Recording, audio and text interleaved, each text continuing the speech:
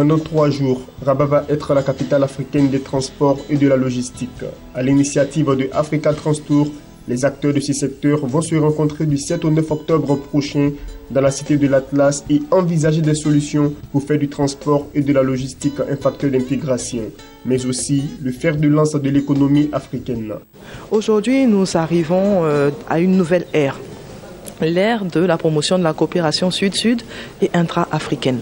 Et voilà pourquoi nous avons tissé un partenariat gagnant-gagnant avec des acteurs majeurs au niveau du Royaume du Maroc, notamment l'Union africaine des transports et de la logistique, le ministère marocain de l'équipement et des transports, la Société nationale des transports et logistique et bien d'autres acteurs tels que la Confédération générale des entreprises du Maroc. Ça sera vraiment de prendre en compte la voix du secteur privé et des destinataires finaux que sont nos populations, l'apporter auprès des hautes institutions ministérielles et étatiques pour solutionner définitivement les difficultés que nous avons au niveau du transport et permettre ainsi d'accompagner le développement de l'Afrique.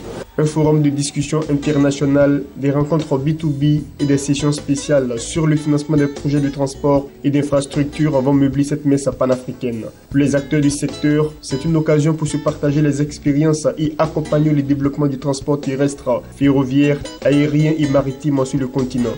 Ce salon sera pour nous un salon qui va nous permettre d'exprimer les besoins que nous avons en termes de renouvellement du parc automobile en Côte d'Ivoire, en termes de construction d'unités de montage et en termes de recherche de partenaires financiers pour nous accompagner dans toutes ces opérations. Parce qu'il faut savoir qu'aujourd'hui, le secteur du transport routier en Côte d'Ivoire est un secteur qui est éminemment essentiel pour notre développement économique et social.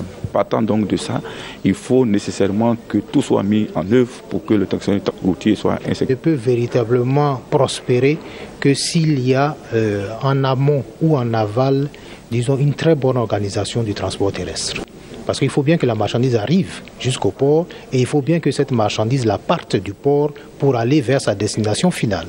En ce qui nous concerne, nous, autorités du port, nous avons beaucoup à apprendre du Maroc parce que je vous disais tout à l'heure que dans le cadre de la mise en place de Tanger Med, qui est donc un grand terminal, et beaucoup de choses ont été faites pour que justement ce terminal-là ait sa dimension. Nous voulons pouvoir nous inspirer non seulement de ce qui a été fait au niveau du Maroc, mais également de ce qui a été fait au niveau des autres pays ouest-africains. Et voilà, nous avons des projets structurants au niveau du port autonome de San Pedro qui seront donc présentés par le directeur général. Et ce sera l'occasion justement d'essayer de voir dans quelle mesure des accords de partenariat pourront être faits pour justement mettre à exécution ces différents projets qui sont des projets stratégiques pour le port autonome de San Pedro. Quand on parle du terminal à conteneurs, quand on parle de la plateforme logistique pétrolière, quand on parle également du terminal minéralier, c'est autant de projets qui sont éminemment stratégiques et importants pour le port de San Pedro. Après les éditions précédentes, 10 000 visiteurs et 150 exposants sont attendus à ce congrès africain des transports et de la logistique. 26 pays africains et des délégations européennes, américaines, asiatiques et orientales vont effectuer le déplacement du royaume chérifié.